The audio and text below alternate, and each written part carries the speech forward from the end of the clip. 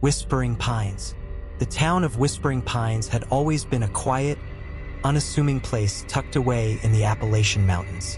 Surrounded by dense forests and blanketed in mist more often than not, it was the kind of place where time seemed to stand still. Visitors came for the serene beauty, but the locals whispered about the darker truths hidden beneath the surface. The stories always began with the old Ashworth Manor, a decrepit Victorian mansion at the edge of town. It had stood for over a century, its spires clawing at the sky like skeletal fingers. Few dared to approach, and those who did rarely stayed long. Some claimed to hear voices, others swore they saw figures in the windows, though the house had been abandoned for decades. It was on Halloween night when Lily, a curious teenager new to Whispering Pines, decided to explore the house with her friends. Mark, a skeptic who loved to challenge local legends. Claire, a budding photographer always chasing the perfect shot, and Ethan, who masked his fear with jokes and bravado. They planned their trip meticulously, sneaking out just before midnight armed with flashlights, a camera, and a crowbar for any stuck doors. The walk to the manor was eerie. The forest was unnaturally silent, save for the crunch of their footsteps on the leaf-strewn path. The air grew colder as they approached, and an oppressive weight seemed to settle over them. The house loomed ahead, its windows like empty eye sockets. The group hesitated at the gate, but Mark pushed forward, laughing nervously. "It's just an old house," he said. "Nothing to be scared of." The front door groaned on its hinges as they stepped inside. The air smelled of mildew and rot, and the walls were covered in peeling wallpaper that seemed to curl like dead skin. Dust motes swirled in the beams of their flashlights, and the floor creaked with every step. "Let's split up and look around," Claire suggested, eager to capture something eerie on camera. "Bad idea," Ethan replied. "Haven't you seen any horror movie ever?" But they split up anyway, curiosity overriding caution. Lily and Mark went upstairs while Claire and Ethan explored the ground floor. The second floor was worse than the first. The hallways seemed to stretch endlessly, lined with doors that led to decayed rooms. Lily felt uneasy, her heart pounding as they stepped into a bedroom. The bed was still made, though the sheets were yellowed with age. A dusty mirror hung on the wall, its glass cracked but still reflecting their flashlight beams. "Look at this," Mark said, picking up a leather-bound journal from the bedside table. He flipped through the pages, frowning. "It's in some kind of code." Lily leaned closer, feeling a chill as she read the strange symbols. As she reached for the journal, the temperature in the room dropped sharply, and the mirror's surface fogged up. A single word appeared, written as if by an invisible finger. "Leave. Downstairs." Claire and Ethan found the dining room. The long table was set with dusty plates and tarnished silverware, as if waiting for a meal that would never come. Claire was busy taking pictures when Ethan froze, his flashlight fixed on a chair at the head of the table. "Did you see that?" he whispered. "See what?" Claire asked, turning to him.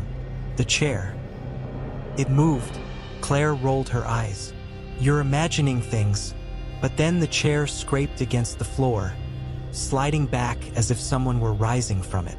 The sound echoed through the room, sending a shiver down their spines. Claire snapped a photo just as the chandelier above them began to sway, its glass crystals chiming eerily.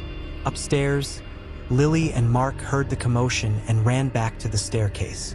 They called out, but their voices were swallowed by the house. Suddenly, the door at the end of the hallway slammed shut. "Let's get out of here," Lily said, her voice trembling. As they turned, the floor beneath them shifted. Mark fell to his knees, dropping the journal, which slid across the floor. Lily reached out to help him, but the shadows seemed to thicken around them. A low, guttural whisper filled the air, incomprehensible yet unmistakably hostile. Meanwhile, Claire and Ethan were trying to leave the dining room, but the door wouldn't budge. No matter how hard Ethan pulled, it felt as though an invisible force was holding it shut. The chandelier stopped swaying, and the air grew still. too still. Then the walls began to bleed. Thick, black liquid oozed from the cracks, dripping down in slow, deliberate streams. Claire screamed, dropping her camera. Ethan pounded on the door, shouting for help. "Something's coming," Claire whispered, her eyes wide with terror. The two groups reunited in the main hallway, their faces pale and their breaths ragged. But the house wasn't done with them. The front door was gone. In its place was a solid wall, the wood pulsing as if alive. The whispers grew louder, overlapping into a cacophony of voices. "We need to stick together," Mark said, clutching the journal. "Whatever this place is, it doesn't want us here." As they moved deeper into the house, they realized the layout was changing. Hallways twisted and turned. Rooms appeared and disappeared, and the house seemed to breathe around them. Ethan tripped and fell, his flashlight rolling away. As he scrambled to retrieve it, he froze. A pair of glowing red eyes stared back at him from the darkness. "Run!" he shouted, and the group bolted, their footsteps echoing like gunshots. They ended up in the parlor, where a massive fireplace dominated the room. The whispers reached a fever pitch, and the shadows coalesced into a humanoid figure.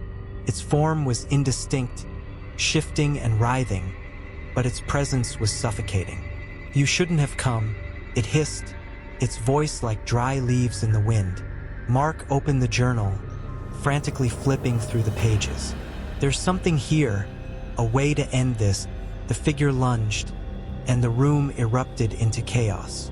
The fire roared to life, casting flickering shadows that danced on the walls. The group fought to stay together, but the house itself seemed determined to separate them.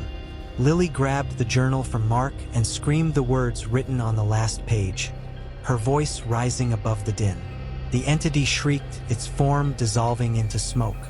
The house trembled violently, and the walls began to crack. "Go! Now!" Lily yelled. They ran, dodging falling debris as the house collapsed around them.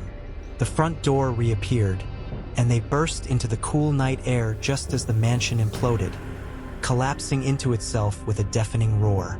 They stood in silence, watching as the dust settled.